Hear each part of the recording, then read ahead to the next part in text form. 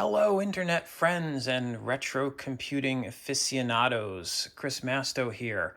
I have chosen, perhaps at my peril, to make a video about a topic that has been, well, it's been a little bit of a controversy, although I don't quite know why. But anyway, I have this NABU computer here, which is pretty damn awesome. And some pretty damn awesome people have been working on software for it to bring it back to life.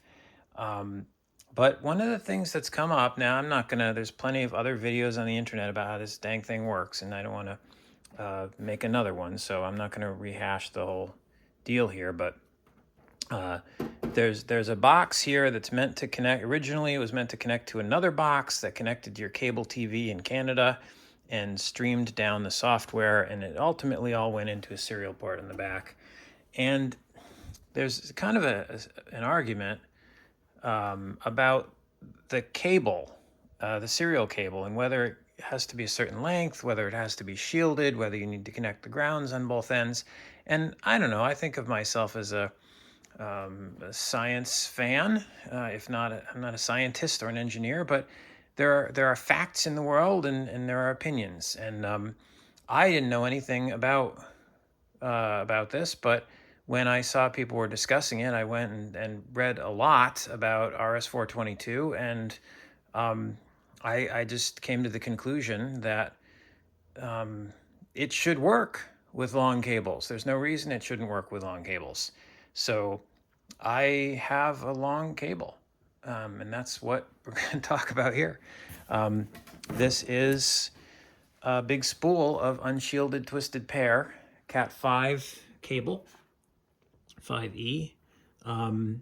We can look at it right here if the camera decides to focus on that. What am I looking for? This part here, 624 feet. So it's marked. This was a 1,000-foot spool, and I used some for wiring over many years. There's 624 feet left. So what have I done here? I've connected, because I had already made, this is a little confusing, but because I had already made a cable previously, so the cable that goes with the DIN connection on the back of the NABU, and then ends up with this DB9 here, and I didn't want to solder another one, so what I made was an extension cord. So we come out of there onto this guy and go through 624 feet of cable, and then we come out the other end over here and then connect to the RS-422 adapter that goes into the computer. So if this cable doesn't work properly, if it's over a couple of inches long, then I think we should see that with this much cable. Now this is twisted pair cable. I've connected, I'm using the pairs, one pair for transmit, one pair for receive, and I've also connected the brown wires on here to ground on both sides, and I've also connected the ground through to the NABU's shield ground. So if my big ground loop is going to cause a problem, then I guess we'll have a problem there as well. Hint, the NABU and the computer here are connected effectively to the same power strip. So anyway, I have been talking for almost 4 minutes, and the whole point of doing this is I'm going to hit this button here and we're going to see what happens. Will it boot? And if it boots, will it work reliably? Let's find out.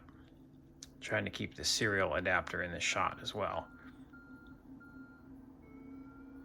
Well, so far, we've loaded CPM. It's doing its thing. We got a prompt. I'm going to go to user 1, and I'm going to run slideshow, and we're going to see if that works.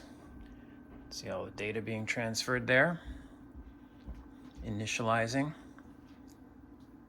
So far, so good. Here comes our first image. Et voila.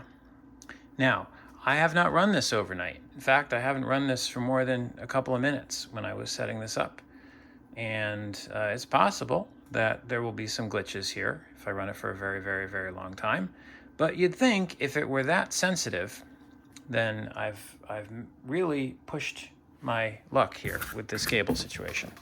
So I'm going to say, because of the reasons that this works at all, I think that this should work fine, which is to say that the pairs are twisted. So they are designed to reject interference because it's a balanced signal.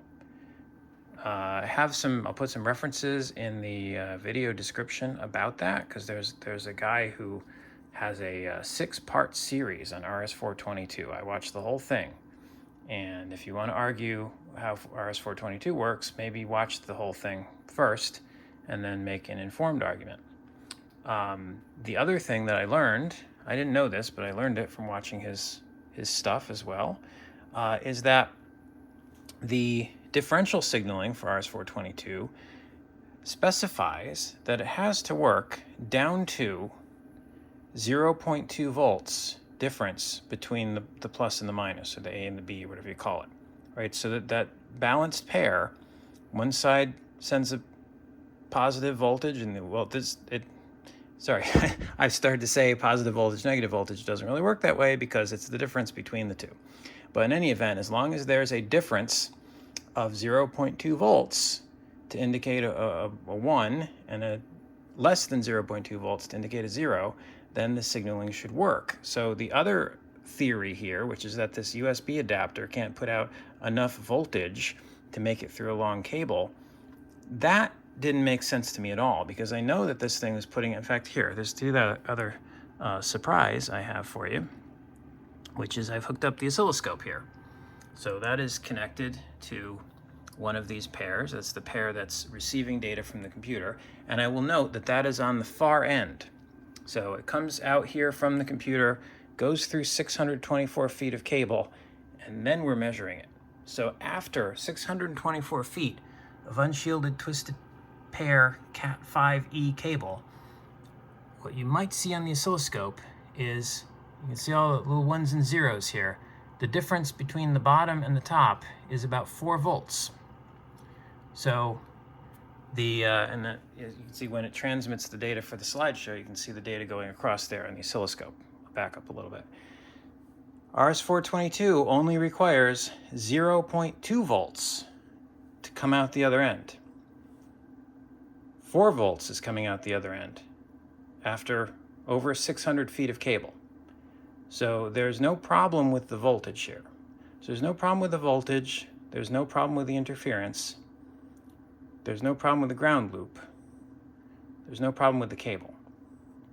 So I think what's happening when people are having difficulty with their cabling situation is they're probably not using twisted pair cable, which is going to cause problems because you'll get all kinds of interference, or the cable that they have is just not made well.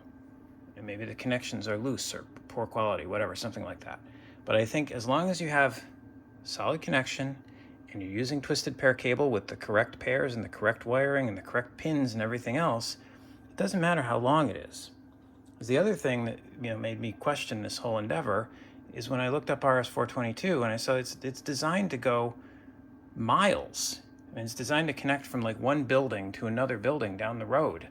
So, we should be able to make it work. And the other thing, that you should, if you're a suspicious person, this is an RS-422 cable that comes with the NABU. That's the keyboard cable. So again, if this signaling doesn't work over more than a couple inches, I'm belaboring the point. But the point I wanted to make here is it works just fine. So don't worry about your cable length. That's my takeaway from this. Worry about your cable quality. Anyway, that's all I got for now. See you in the next one. Bye.